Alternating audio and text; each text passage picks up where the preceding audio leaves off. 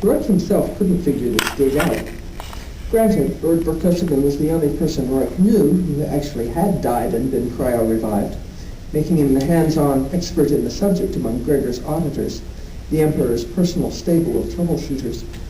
And he knew his galactics, no question there. And he had just successfully concluded, in the other half, as the Countess Father's voting proxy to the Council of Counts, several years on committees devoted to upgrading Barrieran law on reproductive technologies to galactic standards. Cryonics, Rourke supposed, was the other end of those life tech issues, and so a logical extension. But the Northbridge Invitational Conference on Cryonics, hosted by a consortium of Kibbutz Denai cryo-revival corporations, had proved as harmless a hotel full of misty-eyed science boffins and well-fed lawyers as Rourke had ever seen. Don't underestimate the viciousness of academics when funding is at stake, my lord had said, when Rourke had pointed this out. Nor attorneys command of ambush tactics. Yeah, but they don't generally use stunners or needlers, Rourke had returned. It's all words. My skills seem wasted. When they start firing off those paragraph grenades, I'd rather hunker down behind you. He'd spoken too soon, it seemed. He'd sat in on every program my lord had attended, in the back of the room where he could watch all the exits, and had been hard put to stay awake, though my lord recorded everything indiscriminately. He followed my lord to meals with other attendees and to lavish evening parties provided by the conference's sponsors, at varying distances from looming over my lord's short shoulder to leaning against the far wall as my lord signaled. He learned far more about cryonics and the people who dealt with them than he had ever wanted to know.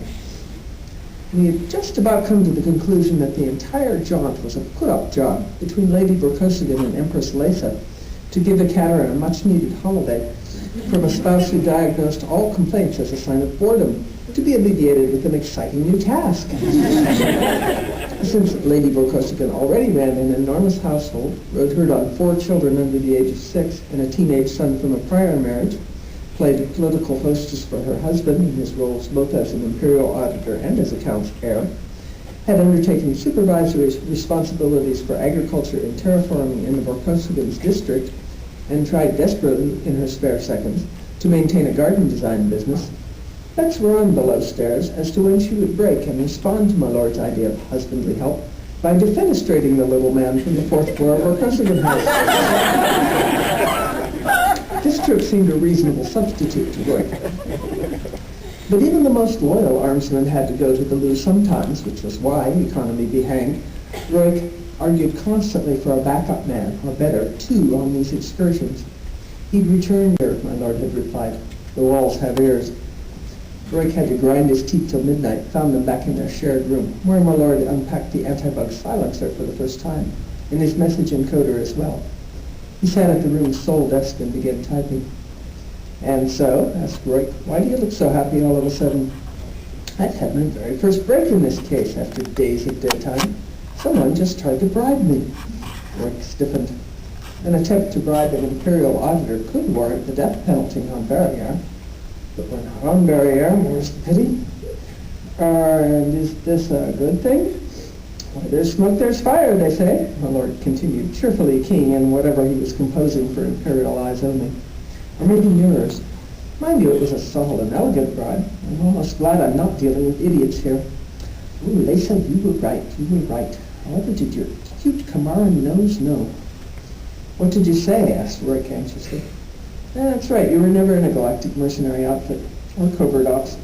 They both had tested policies for bribes. Back in my old fleet, the rule was accept everything, register it with command, and go do exactly what you were going to do anyway. Covert ops was similar, accept and follow up as far as the string leads, because strings run 2 ways, you know. Play it out, pull it in, see what's on the other end. Ha! He finished his entries with a flourish. What kind of bribe were pressed, or should I not know? Please don't make me work in the damn dark.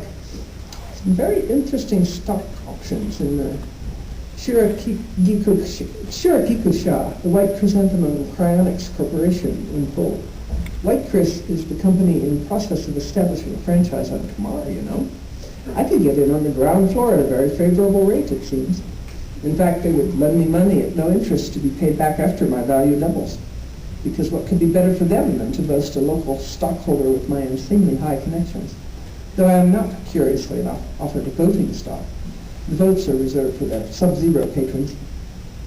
Of all the brain-bending twists of democracy Roy had encountered, even worse than the secondary market in Kamaran planetary voting shares, it was Kibudadai's custom of votes by the dead that most made his head hurt. Proxies, naturally, left in the hands of the cryocorps that shepherded their frozen charges into an unknown and curiously receding future. Because if you were going to trust a company with your death and next life, your vote was a small thing in comparison. It had doubtless, my lord had remarked crisply upon first learning this fact, seemed a good idea at the time, 200-300 years ago, when New Hope's strange burial customs, as Roy could not help thinking of them, were just beginning to gain popularity. Heck, muttered my lord, and set his message on its coded and circuitous way. Roy knew that pet.